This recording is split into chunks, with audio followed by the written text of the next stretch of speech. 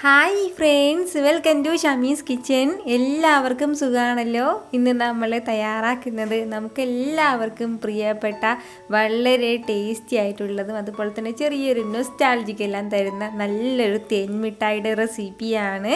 അപ്പോൾ എല്ലാവർക്കും ഉറപ്പായിട്ട് ഇഷ്ടപ്പെടുന്നതായിരിക്കും. എല്ലാവരും ഒന്ന് സ്കിപ്പ് ചെയ്യാതെ കണ്ടേക്കണം. കൂടെ തന്നെ നമ്മുടെ ഈ ഷമീസ് കിച്ചൻ ചാനൽ ഇതുവരെയും സബ്സ്ക്രൈബ് ചെയ്യാത്തവരുണ്ടെങ്കിൽ അല്ലെങ്കിൽ ഇത് ആദ്യമായിട്ടാണ് കാണുന്നതെങ്കിൽ പ്ലീസ് ഒന്ന് സബ്സ്ക്രൈബ് ചെയ്തേക്കണേ. ആ തൊട്ടടുത്ത് കാണുന്ന ബെല്ലൈക്കൻ ഓൾ കൂടി ഒന്നും മറക്കാതെ പ്രസ് ചെയ്തേക്കണം. എന്നാൽ ശരി, നമുക്ക് വേഗം വീഡിയോയിലേക്ക് പോകാം.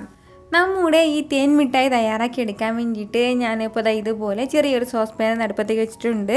അപ്പോൾ ഇതുപോലെ എന്തെങ്കിലും ഒരു പാത്രമോ നടുപ്പത്തേക്ക് വെച്ചിരുന്നാൽ മതിയാവും. അതിന് ശേഷം പിന്നെ നമുക്കിതിലേക്ക് ചേർത്ത് കൊടുക്കേണ്ടത് പഞ്ചസാരയാണ്. ഞാനിപ്പോൾ ഇതുപോലെ 1 കപ്പ് അളവിൽ പഞ്ചസാര എടുത്തിട്ടുണ്ട്. ഫസ്റ്റ് നമുക്ക് തയ്യാറാക്കി എടുക്കേണ്ടത് ഷുഗർ സിറപ്പാണ്.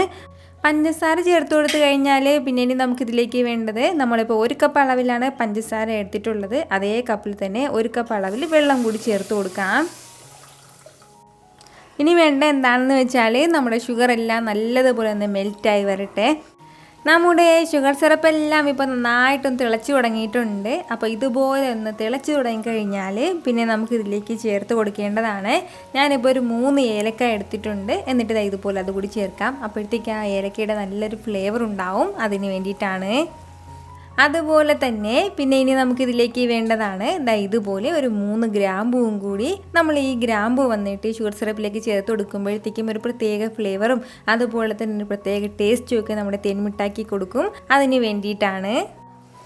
ഇതിപ്പോൾ ഏകദേശം ഒരു 2 മിനിറ്റോളം ആയിട്ടുണ്ട്. നമ്മുടെ ഷുഗർ സിറപ്പെല്ലാം ചെറിയ രീതിയിലൊന്ന് കട്ടിയായിട്ട് വന്നിട്ടുണ്ട്. ചെറിയ തിക്കായിട്ടേ വന്നിട്ടുള്ളൂ.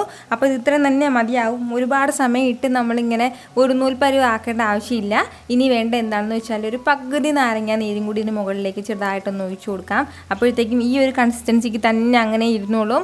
അതുപോലെ തന്നെ ചെറിയൊരു പുളിപ്പ് ഇങ്ങനെ കൊടുക്കും നമ്മുടെ ഈ തേൻ മിഠായിക്ക്. അതിന് വേണ്ടിയിട്ടാണ്. ലൈറ്റായിട്ട് നമ്മൾ മിഠായിയൊക്കെ കഴിക്കില്ലേ, അപ്പോൾ ആ ഒരു ചെറിയ പുളിപ്പില്ലേ, ആ ഒരു പുളിപ്പ് കൊടുക്കും. നമ്മളിങ്ങനെ ഒരല്പം നാരങ്ങ നീരിലേക്ക് ചേർത്ത് കൊടുക്കുമ്പോഴത്തേക്കും ഇത് ഇത്രയും ആയിക്കഴിഞ്ഞാൽ ബാക്കി കാര്യങ്ങളും കൂടി ഒന്ന് പെട്ടെന്ന് തയ്യാറാക്കി എടുക്കാം.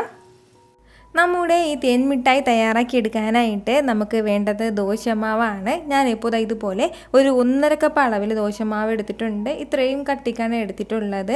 സാധാരണ ദോശ ചുടുമ്പോഴത്തേക്കും ചെറിയൊരു പുളി വന്നതിന് ശേഷമാണ് ദോശയും ഇഡലിയൊക്കെ തയ്യാറാക്കി എടുക്കുന്നത്. പക്ഷെ അതുപോലെയല്ല ഇത് ചെയ്തെടുക്കേണ്ടത്. അധികം പുളി വേണ്ട നമ്മുടെ ഈ തേൻ മിഠായിക്ക്. അങ്ങനെ വേണം നമ്മളിത് ആട്ടിയെടുക്കാനായിട്ട്. അരിയും ഉഴുന്നും കൂടി ചേർന്നിട്ടുള്ള ദോശമാവാണ്. വെറും അരി മാത്രം ചേർന്നിട്ടുള്ളതല്ല. ഇനിയിപ്പോൾ നമ്മുടെ കയ്യിൽ ഇൻസ്റ്റൻ്റായിട്ട് ഇപ്പോൾ ഇതുപോലെ ദോശമാവ് ഇല്ലാന്നുണ്ടെങ്കിൽ പകരം നമുക്ക് 1 കപ്പ് അളവിൽ അരിയും അതുപോലെ തന്നെ ഒരു 1/4 കപ്പ് അളവിൽ ഉഴുന്നും കൂടി ചേർത്ത് നല്ലതുപോലെ ഒന്ന് കഴുകിയതിന് ശേഷം വെള്ളത്തിലിട്ട് നന്നായിട്ടൊന്ന് കുതിർത്തതിന് ശേഷം നന്നായിട്ട് ആ സമയം തന്നെ പെട്ടെന്ന് അരച്ചെടുത്ത് അപ്പോഴും തന്നെ ഫ്രഷായിട്ട് നമുക്ക് തേൻ മിഠായി തയ്യാറാക്കി എടുക്കാവുന്നേ ഉള്ളൂ. ഇനിയിപ്പോൾ നമ്മൾ എടുക്കുന്ന മാവ് നന്നായിട്ട് പുളിച്ച് പോയിട്ടുള്ള മാവാണെന്നുണ്ടെങ്കിൽ നമ്മളിത് ഫ്രൈ ചെയ്തെടുക്കുന്ന സമയത്ത് നമുക്കിത് അറിയാൻ വേണ്ടി പറ്റും. അപ്പോൾ നമ്മളിത് ഫ്രൈ ചെയ്തെടുക്കുന്ന ആ ഒരു സമയത്ത് ചെറിയ ഒരുപാട് ഹോൾസ് ഉണ്ടാവും. അപ്പോൾ അങ്ങനെയാണെന്നുണ്ടെങ്കിൽ നല്ലതുപോലെ അത് പുളിച്ച് പോയ മാവായിരിക്കും. അതുപോലെ തന്നെ ആ ഒരു ഷേപ്പും കിട്ടില്ല. അങ്ങനെ എങ്ങാനും വരികയാണെന്നുണ്ടെങ്കിൽ വേറെ ഒന്നും ചെയ്യേണ്ട. ഒരു 3-4 ടേബിൾ സ്പൂൺ അളവിൽ വറുത്ത പച്ചരിപ്പൊടി ഉണ്ടല്ലോ, നമ്മുടെ വീട്ടിൽ എപ്പോഴും ഉള്ളത് തന്നെയാണ്. അപ്പോൾ ഒരു പച്ചരിപ്പൊടി ഒരു 3-4 ടേബിൾ സ്പൂൺ അളവിൽ ചേർത്ത് കൊടുത്തിട്ട് ആ പുളിപ്പൊന്ന് അഡ്ജസ്റ്റ് ചെയ്തതിന് ശേഷം പിന്നീട് നമുക്ക് ഇത് ഫ്രൈ ചെയ്തെടുക്കാവുന്നതേ ഉള്ളൂ.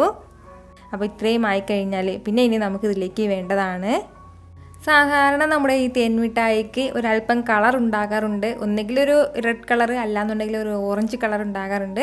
അപ്പോൾ ഞാനിപ്പോൾ ഇതുപോലെ ഓറഞ്ച് കളറാണ് ഇതിലേക്ക് ചേർത്ത് കൊടുത്തിട്ടുള്ളത്. ഒരല്പം മാത്രം നമ്മുടെ ആവശ്യത്തിനനുസരിച്ചിട്ട് ഒരല്പം മാത്രം ചേർത്ത് കൊടുത്താൽ മതിയാവും. ഇനിയിപ്പോൾ നമ്മുടെ കയ്യിൽ കളറൊന്നും ഇല്ല, അല്ലെന്നുണ്ടെങ്കിൽ കളർ ചേർക്കാൻ താല്പര്യം ഇല്ലയെന്നുണ്ടെങ്കിൽ നമുക്കിത് സ്കിപ്പ് ചെയ്യാൻ പ്രശ്നമൊന്നുമില്ല. കളർ ചേർക്കാതെ നല്ലൊരു ഗോൾഡൻ ബ്രൗൺ കളറിൽ നമുക്ക് തയ്യാറാക്കി എടുക്കാവുന്നേ ഉള്ളൂ. കളർ ചേർക്കുമ്പോൾ ആ ഒരു ഭംഗി അത്രയും മാത്രമേ ഉള്ളൂ. അപ്പോൾ കളറും ചേർത്ത് കൊടുത്തതിന് ശേഷം നല്ല രീതിയിൽ ഇതെല്ലാം കൂടി ഇതുപോലെ നന്നായിട്ടൊന്ന് മിക്സ് ചെയ്ത് കൊടുക്കാം. അപ്പോൾ ഇത്രയും ചേർത്ത് കൊടുത്തു കഴിഞ്ഞാൽ പിന്നെ ഇനി നമുക്കിതിലേക്ക് വേണ്ടതാണ് ഇതുപോലെ ഒരല്പം മാത്രം ഉപ്പും കൂടി നമുക്ക് ആവശ്യമായിട്ടുണ്ട്. അപ്പോൾ ഉപ്പ് ചേർക്കുമ്പോഴത്തേക്കും സാധാരണ നമ്മൾ ദോശ ഇഡ്ഡലിയൊക്കെ തയ്യാറാക്കുമ്പോൾ കറക്റ്റ് പരുവത്തിനുള്ള ഉപ്പ് ചേർക്കരുത്. ഒരല്പം മാത്രം ഉപ്പ് ചേർത്ത് കൊടുത്താൽ മതിയാവും. കൂടെ തന്നെ പിന്നെ ഇനി നമുക്കിതിലേക്ക് വേണ്ടതാണ് ഇതുപോലെ ഒരു 1/4 ടീസ്പൂൺ അളവിൽ ബേക്കിംഗ് സോഡ കൂടി നമ്മുടെ സാധാരണ സോഡാപ്പൊടി തന്നെയാണ് അപ്പത്തിലൊക്കെ ചേർക്കുന്നത് പോലെ ഒരല്പം സോഡാപ്പൊടിയും കൂടി ആവശ്യമായിട്ടുണ്ട്. അപ്പോൾ നമ്മൾ ഈ സോഡാപ്പൊടി ചേർക്കണത് എന്തിനെന്ന് വെച്ചാൽ ഇത് ചേർക്കുമ്പോഴാണ് ചെറുതായിട്ട് ഇങ്ങനെ പൊങ്ങി വരുന്നത്. നമ്മൾ തേൻ മിഠായിയൊക്കെ കടയിൽ നിന്ന് വാങ്ങുമ്പോഴത്തേക്കും ചെറിയ ചെറിയ കുട്ടി കുട്ടി ബോളിൻ്റെ ഷേപ്പിലായിരിക്കും ഉണ്ടാവുന്നത്. അപ്പോൾ അതുപോലെ കിട്ടാൻ വേണ്ടിയിട്ട് ഒരല്പം സോഡാപ്പൊടിയും കൂടി ചേർത്തിട്ട് വേണം നമ്മൾ തയ്യാറാക്കി എടുക്കാനായിട്ട്. ഞാനിപ്പോൾ ഇതുപോലെ ഇതെല്ലാം കൂടി നന്നായിട്ടൊന്ന് മിക്സ് ചെയ്ത് കൊടുത്തിട്ടുണ്ട്. നല്ലതുപോലെ എല്ലാം മിക്സ് ആയിട്ടുണ്ട്. ഇത് ഇത്രയും തന്നെ മതിയാവും. ഇത്രയും ആയിക്കഴിഞ്ഞാൽ ഇനി നമുക്ക് പെട്ടെന്ന് തന്നെ ഇതെല്ലാം ഒന്ന് ഫ്രൈ ചെയ്ത് കൂടി എടുക്കാം. ഫസ്റ്റ് എണ്ണ ഒന്ന് നല്ലതുപോലെ ഒന്ന് ചൂടായിട്ടുണ്ടാവണം. ചൂടായതിന് ശേഷം ഫ്ലെയിം ഒന്ന് നന്നായിട്ടൊന്ന് കുറച്ച് വെക്കണം. ഒരു ലോ ഫ്ലെയിമിൽ വെച്ച് കൊടുത്തതിന് ശേഷം ഒരല്പം മാത്രം മാവൊന്ന് കയ്യിലേക്ക് എടുത്തിട്ട് കുട്ടി കുട്ടി ബോൾസ് ആക്കിയിട്ട് നമുക്കിങ്ങനെ എണ്ണയിലേക്ക് ഇട്ട് കൊടുത്താൽ മതിയാവും. ഇടുന്ന സമയത്ത് വലിയ ഷേപ്പൊന്നും ഉണ്ടാവില്ല. പിന്നീട് അത് പതുക്കെ ഇങ്ങനെ പൊങ്ങി ആ ഷേപ്പോടി കറക്റ്റ് ചെറിയൊരു കുട്ടി ബോൾസിൻ്റെ ഒരു ഷേപ്പോടെ അത് വന്നോളും. കുറച്ചുകൂടി വലിയ വലിയ ബോൾസ് ആക്കിയിട്ട് തയ്യാറാക്കണം എന്നുണ്ടെങ്കിൽ അങ്ങനെയും തയ്യാറാക്കി എടുക്കാം. അപ്പോൾ നല്ലതുപോലെ ലോ ഫ്ലെയിമിൽ വെച്ചിട്ട് വേണം നമ്മളിത് ഫ്രൈ ചെയ്തെടുക്കാനായിട്ട്. ഇങ്ങനെ പോറും ഭാഗമൊക്കെ ചെറിയ ക്രിസ്പി ആയിട്ട് നല്ലൊരു കുട്ടി ക്രിസ്പി ആയിട്ടുള്ള സ്നാക്കായിട്ട് വേണം നമ്മളിത് ഫ്രൈ ചെയ്തെടുക്കാനായിട്ട്. അതിന് ശേഷമാണ് നമ്മൾ ബാക്കി കാര്യങ്ങളൊക്കെ ചെയ്യുമ്പോഴത്തേക്ക് നല്ല സോഫ്റ്റായിട്ട് കിട്ടുന്നത്. ചെറിയ രീതിയിൽ ഇതെല്ലാം ഒന്ന് പൊങ്ങി വന്നു കഴിഞ്ഞാൽ പിന്നെ നമുക്കൊരല്പം ഫ്ലെയിം കൂട്ടി വെച്ച് കൊടുക്കാം. മീഡിയം ഫ്ലെയിമിൽ വെച്ചിട്ടേ പിന്നീട് നമ്മളിത് ഫ്രൈ ചെയ്തെടുക്കാൻ പാടുള്ളൂ. ഒരുപാട് ഫ്ലെയിം വെക്കേണ്ട ആവശ്യമില്ല.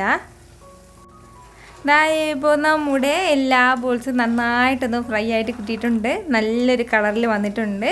ഇത്രയും ആകുമ്പോഴത്തേക്കും പിന്നെ നമുക്കിത് എടുക്കാം. ഒരുപാട് സമയത്ത് പിന്നെ ഫ്രൈ ചെയ്യേണ്ട ആവശ്യമില്ല. ഇതെല്ലാം ഞാനിപ്പോൾ ഒരു പ്ലേറ്റിലേക്ക് മാറ്റുകയാണ്.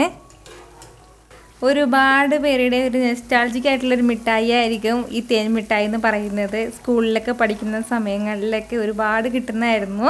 അപ്പോൾ ഇതെല്ലാം നമുക്ക് ഈസി ആയിട്ട് ഇപ്പോഴും നമ്മുടെ കുട്ടികൾക്കൊക്കെ വീട്ടിൽ സുഖമായിട്ട് തയ്യാറാക്കി കൊടുക്കാൻ പറ്റുന്നതാണ്. ഇനി നമുക്ക് വേണ്ട എന്താണെന്ന് വെച്ചാൽ നമ്മളിതാ ഫ്രൈ ചെയ്ത് മാറ്റി വെച്ചിരിക്കുന്ന എല്ലാം ഈ ഷുഗർ സിറപ്പിലേക്ക് ഒന്ന് ചേർത്ത് കൊടുക്കണം. അപ്പോൾ ഷുഗർ സിറപ്പ് അത്യാവശ്യം നല്ലതുപോലെ തണുത്ത് പോയിട്ടുണ്ടായിരുന്നു. അതിൻ്റെ പേരിൽ ചെറുതായിട്ട് ഞാനൊന്ന് ചൂടാക്കിയിട്ടുണ്ട്.